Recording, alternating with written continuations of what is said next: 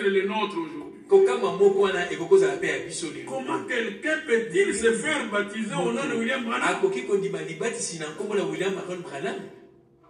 C'est pas possible, chers frères. Ce jour-là, le 11 juin 1930, dans le fleuve Oyo, quand il baptisait la 17e personne, et que l'ange du Seigneur est venu, baptisait-il dans quel nom? Et c'était au nom de William Branham. Lui-même a été baptisé dans quel nom? C'est pas possible. Ça peut que nous faire étonner comme Paul. Tout ce que Dieu fait durera toujours. Paul pouvait s'étonner comme nous le faisons. Un garçon que je connais, il est neuf à ma femme. Il a habité chez moi un moment. Maintenant, il était dans l'Afrique du Sud. Il croyait l'étonner. J'ai parlé avec lui dans ma maison. Avec les brochures de William Branham. En conclusion, il m'a dit, papa, alors les données ne sont pas révélées. J'ai dit, c'est votre prophète.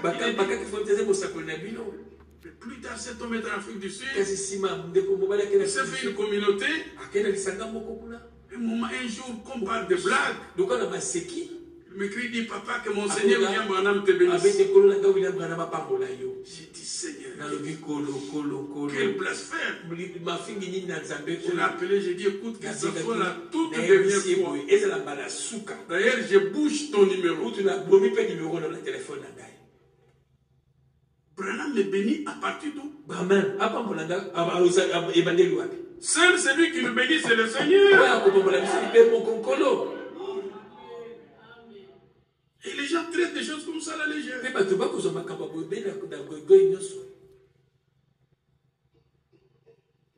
Les choses de Dieu, il n'est pas question de la politesse.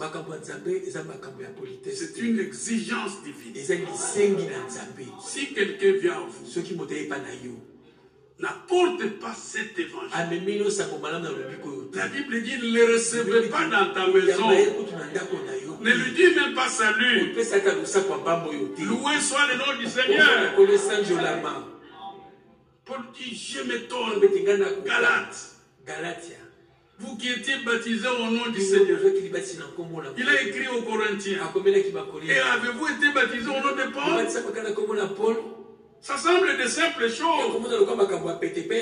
Mais c'est grave. Nous nous faisons baptiser au nom du Seigneur. Parce que c'est lui le Rédempteur.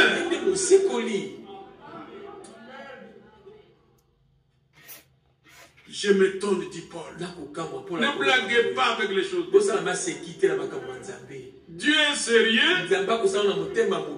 Ces prophètes sont sérieux. Les apôtres sont sérieux. Les croyants doivent être sérieux.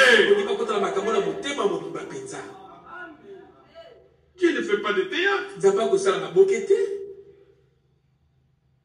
Vous vous détournez si promptement de celui qui vous a appelé par la grâce de Christ. Vous passez par un autre évangile.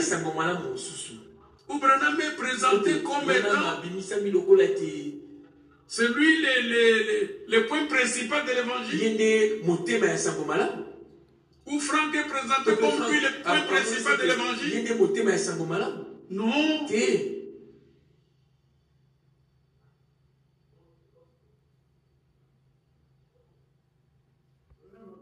Non pas qu'il y ait un autre évangile.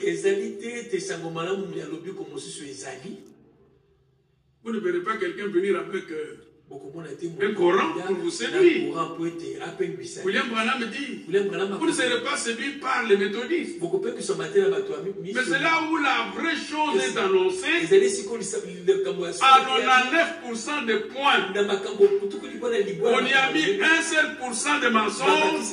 C'est vraiment justement là où il y a la séduction.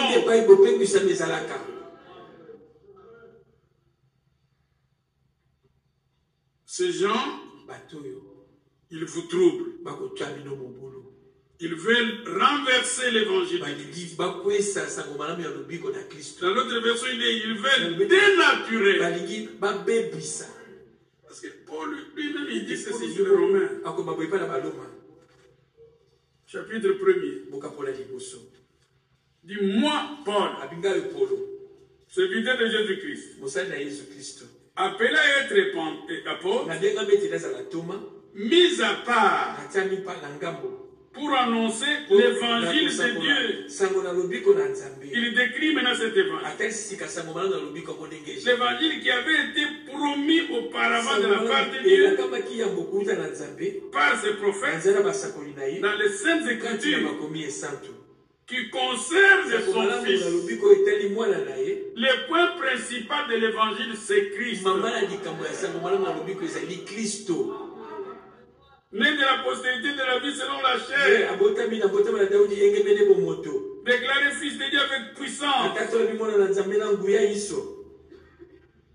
Mais quand nous-mêmes, que ceci soit dit clairement, quand un ange du ciel, ça dit Gabriel ou Michael,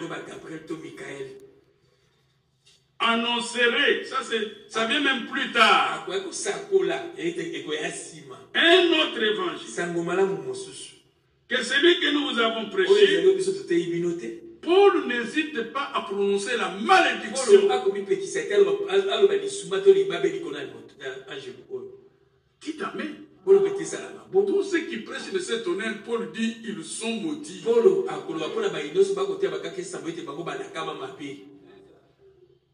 Vous osez de vous faire baptiser au nom de William Branham, tu es maudit. Celui qui te baptise est maudit. Toi-même tu crois, tu es maudit. Amen. Je voyais sur les réseaux quelqu'un, c'est pas possible. Il a les relures des brochures de sceaux. Il dit c'est ça la Bible de Dieu.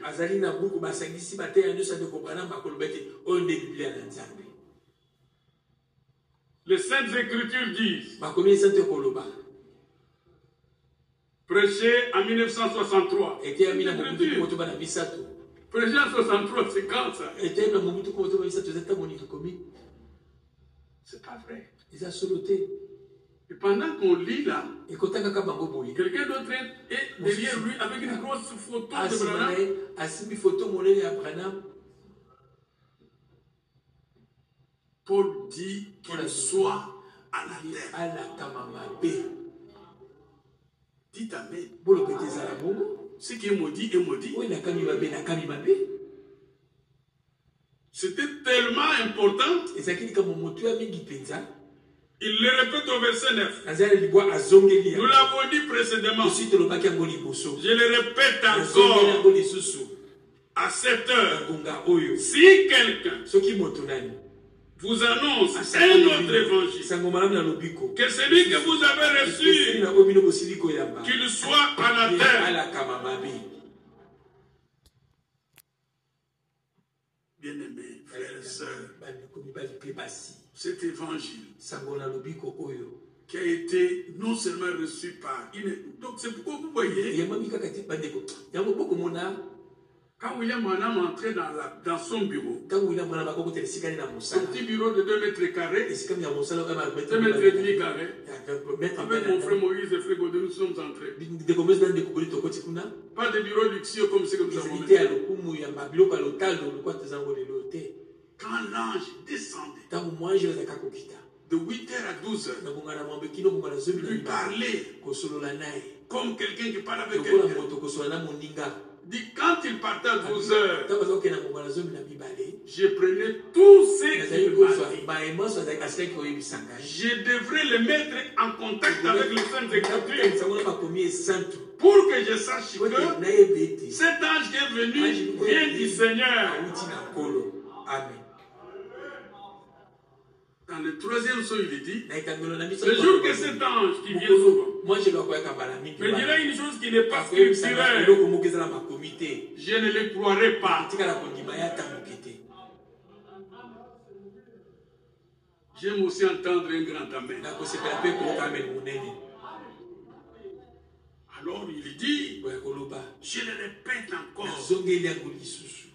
Il l'a répété, Branham l'a répété, Franck le répète, Moïse le répète, nous devons toujours le répéter. Comme William Branham disait, l'unique façon que nous devons être sûrs que le clou est entré,